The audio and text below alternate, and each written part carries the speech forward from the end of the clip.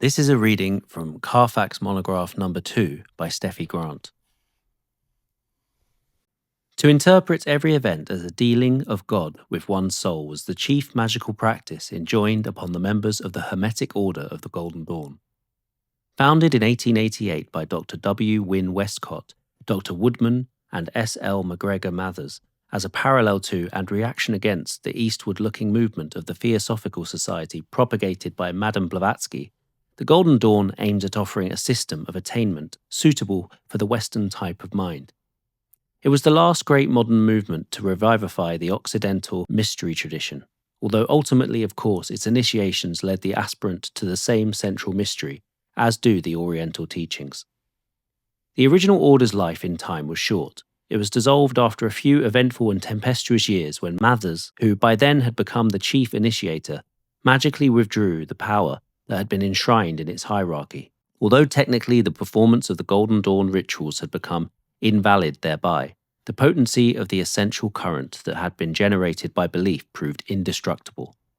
There cannot now be any doubt that the Order's very real initiatory capacity during the brief years of its existence had a profound influence on a whole school of thought, and that the original initiated members were able to carry the current well into the 20th century. It was the Golden Dawn that taught W.B. Yeats to consolidate his visions and to create a magical vehicle that would carry his ambition towards name and fame. Its influence can also be traced throughout the mystical splendours of Arthur Machen's prose and the occult novels of J. W. Brodie Innes, interwoven with a strong Celtic element. A. E. Waite spread the Order's doctrines in various ways. Moreover, his group had a formative influence on Dion Fortune, who, turning subjective fact into objective fiction, provided in her novels accurate information very definitely based on Golden Dawn lines. The tales of Charles W. S. Williams also have much relevant matter. Apart from Mathers, one of those men of rare genius who set a whole current in motion, although dying forgotten and unknown, and Westcott, the most powerful initiates were Alan Bennett, possessed of many siddhis, who later on becoming a Buddhist was instrumental in giving Buddhism its first official foothold in England, and Aleister Crowley, whose diaries, letters, and published writings are of vital importance in evaluating the Golden Dawn. There are, by the way, some very amusing caricatures of various personages connected with the Order in his novel Moonchild. Crowley was the only adept of the Order to form a new synthesis of magic that was both theoretical and practical, and to live according to its precepts. Composed of 3 strands, of which the Golden Dawn material was but one, his doctrine influenced many people such as Charles Stanfield Jones and W. T. Smith, and his ideas can be traced in the rituals devised by Jack Parsons and Marjorie Cameron Parsons of Agape Lodge in Los Angeles, in those of Kenneth Grant's New Isis Lodge in London, and in the movement led by Hermann Metzger in Zurich. The structures of the grades of the Hermetic Order of the Golden Dawn are based on the Kabbalistic Tree of Life, a diagrammatic representation of the universe consisting of 10 spheres, Sephiroth, linked by 22 paths. The first order embraced the grades up to the Vale of Paraketh. Adepts of Tippereth, Geburah, and Chesed constituted the second order. The secret chiefs, forming the third order, were not regarded as incarnate entities. Each aspirant to the mysteries was ceremonially raised from Malkuth through the lower Sephiroth to Tippereth, the Christ Centre, where the knowledge and conversation of the Holy Guardian Angel were to confer upon the adept a foretaste of the ultimate merging with the self above the abyss. The introduction to the 7-sided order chamber, with its 4-sided altar topped by the microcosm of Vitruvius, was effected by the neophyte ritual, the aspirant entering upon their quest bound and blindfolded, thus symbolizing the darkness of ignorance they would dispel step by step as the rites proceeded. A magical name or motto was conferred, the first token separation from the old personality complex, and an oath of secrecy was extracted to protect the tenuous shoots of aspiration from the cast-off past, embodied by the externalized world. Once admitted to the Order, the candidate travelled from Sephira to Sephira, interwoven with periods of gestation until reaching and passing the Vale of Paraketh, separating the first from the second order.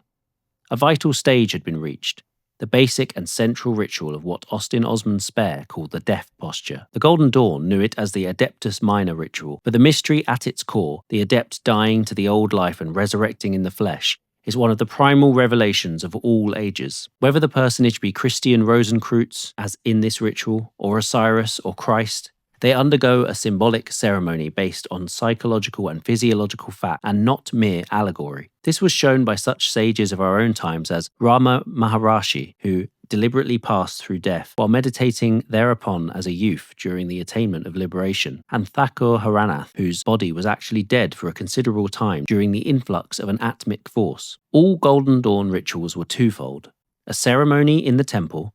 The officiants and aspirants, robed and armed, symbolized the earth aspect of the force invoked. Simultaneously, an astral rite was visualized to harmonize the action on the subtle planes. There were 3 avenues of traffic with the astral: invocation, inviting the superconsciousness to indwell one's being; vision, becoming aware of the splendors of unseen realms; and evocation, calling up the mastery of subliminal forces. That the major rites and symbols used by the Golden Dawn bore no phallic import is proved by the fact that there was no office of high priestess in the entire body of its doctrine. Aspirants were admitted and officers selected with no regard to sex. Robes, vessels, weapons, talismans were all handmade by each freighter and soror to maintain purity of vibration, and also to reveal the interrelation of each action step by step before being consecrated and charged. Strict secrecy was enjoined to prevent the leakage of energy, and all papers and instruments connected with the order were to be destroyed at death. The few surviving examples thus have a value quite disproportionate to the actual material employed,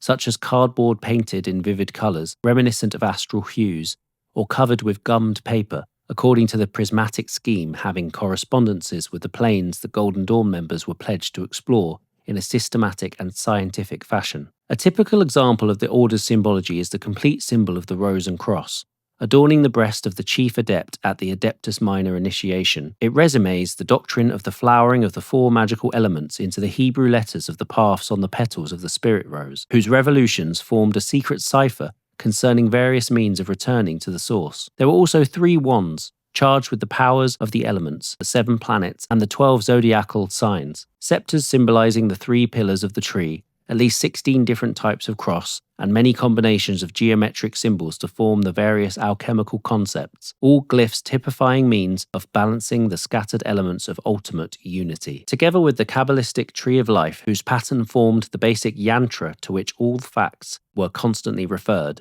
the order worked with many different series of occult symbols, each system coherent in itself and hallowed by tradition, but recondite enough to have no profane associations, and therefore potent to abstract the mind meditating thereupon, withdrawing it from the everyday world to little explored realms of very special interest to the magician. There was the Goetia, a set of diagrams resembling yantras depicting in linear shape the sound or name of various demonic forces the magician might evoke. The tarot presented the arcane science in hieroglyphic form, being a series of 78 pictures, sometimes used as playing cards or for soothsaying.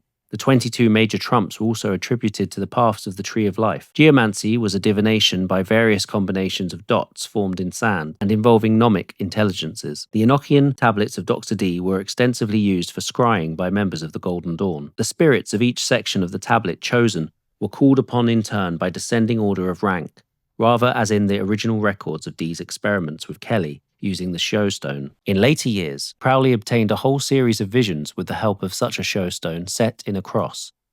The Book of the Sacred Magic of Abramelin the Mage describes a system of mystical attainment, after which was to follow mastery over a whole host of demons, some of them extremely malefic. The manuscript with its many demonic sigils was translated and published by Mathers, used extensively by him, and is supposed to have been the cause of much havoc wrought in the order. Egyptian god forms were taught as a means of enshrining a mystic pose or mudra, which the aspirant was to assume in order to harmonize their physical posture with the strivings of their more tenuous vehicles. The science of alchemy was regarded as the process of unveiling the inherent light in matter, and astrology as the interrelation of celestial influences between macrocosm and microcosm. Concentration on the Hindu tattvas, simple glyphs denoting the primal elements plus ether, was advocated as a means of transferring consciousness to the astral body. This apparent multitude of systems and symbols was classified by Bennett and later by Crowley, each in different ways. One scheme was ordered according to number, and the other with attributions to the Tree of Life. Both were published eventually as Sefer Sephiroth and Liber 777, respectively. In practice, the aspirant held one such sigil in mind, assumed a god form appropriate to the element ruling over the operation, and transported themselves in this vehicle of astral matter to the realm for which the sigil was the glyph or key.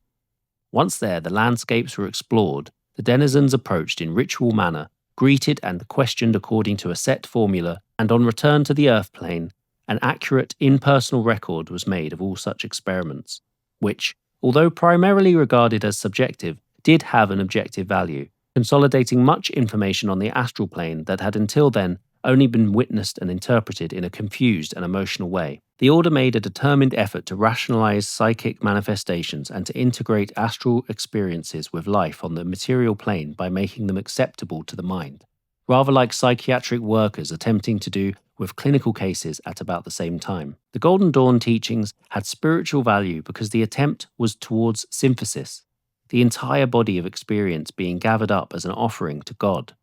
The task the order set itself was to create a symbolic universe for the Western, Celtic type of aspirant, which, unlike conventional religion, would omit no aspect of life as they knew it to be. And thus it is said in the Adeptus Minor ritual, "There is no part of me that is not of the gods."